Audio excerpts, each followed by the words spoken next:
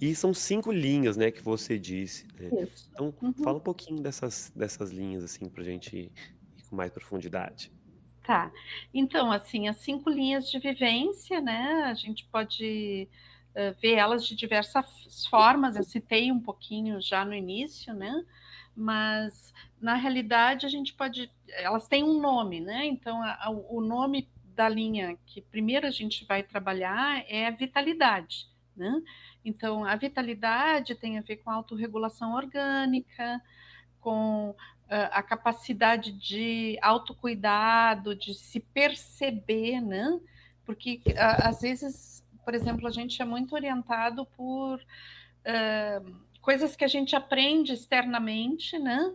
Para perceber assim, quando é que eu tenho que me alimentar, de que eu tenho que alimentar, a hora que eu tenho que dormir, né? Então a gente estuda muitas coisas para saber disso, mas na realidade o nosso corpo tem essa informação, né? Então com a biodança a gente busca reconectar com essa sabedoria do corpo e ouvir, né? Porque na realidade o corpo está dizendo, olha, estou com fome, tem que ir no banheiro, ou tem que dormir, só que a gente vai se forçando, né? Vai forçando e não percebendo.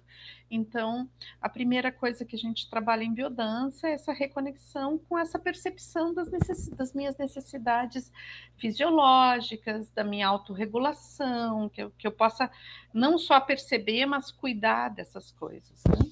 Daí depois, a segunda linha que a gente trabalha é a sexualidade, e daí percebendo a questão da sexualidade como uma relação de desejo e prazer com a vida. Tá? Então, quando a gente trabalha sexualidade, não se trata de trabalhar relações sexuais. Obviamente que quando tu trabalha a tua relação de prazer e de desejo com a vida, vai melhorar as tuas relações sexuais, mas não é esse o objetivo. Né? O objetivo é estabelecer uma relação te erotizar para a vida, no sentido do desejo de viver, né? Do desejo de estar vivo e de desfrutar daquilo que a vida pode me trazer. Desde coisas maravilhosas até poder passar por situações adversas, tendo um ímpeto vital, tendo uma vontade de estar vivo e se relacionar com a vida. Né?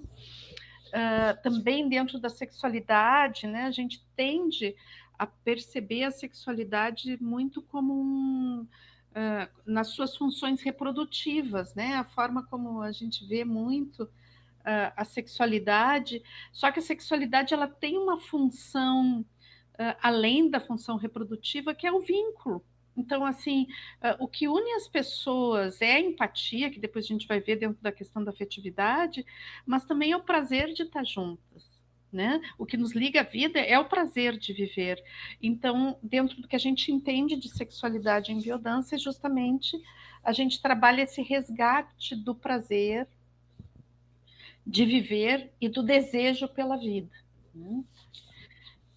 Depois, a gente trabalha também a questão que a gente chama de criatividade. Dentro da criatividade tem dois aspectos, né?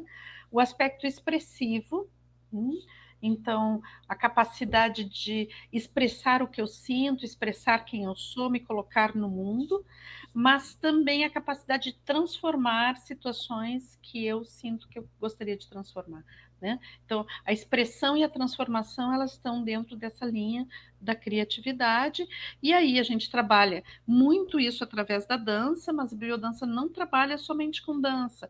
A dança é o centro do trabalho, mas a gente trabalha também com canto, a gente trabalha com expressão artística, com arte, Uhum.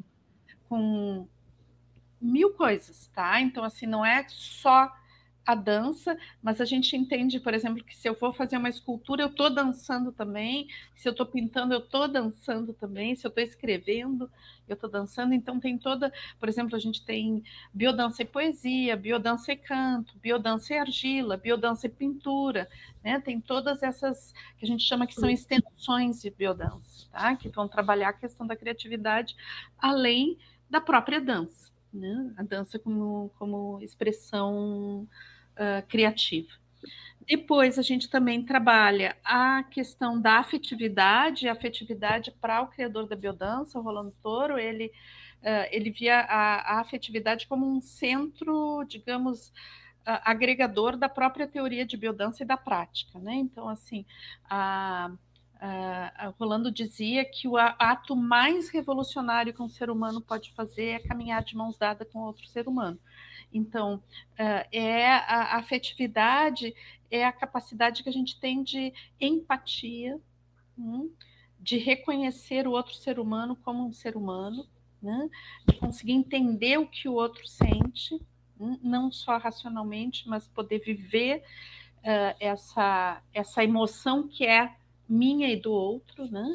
E a gente tem o entendimento, que eu acho que não é só da biodança, mas a gente entende bastante dessa forma, de que a empatia é um potencial humano, mas que tem que ser desenvolvido. Né? Então, a empatia não vai se desenvolver assim do nada. Se eu educo uma pessoa para a violência, para o individualismo, eu não vou conseguir desenvolver empatia, né? Então, a biodança, por excelência, ela tem um trabalho muito centrado na questão da afetividade, desenvolvendo empatia, desenvolvendo diálogo. E é interessante porque é um diálogo feito não só dentro da questão do verbal, né?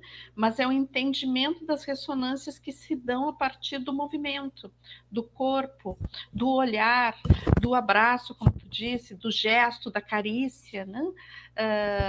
E que são, muitas vezes, a gente olha na nossa cultura, a gente vê isso com muito prejuízo, vê isso, tá querendo tirar uma casquinha, tá querendo...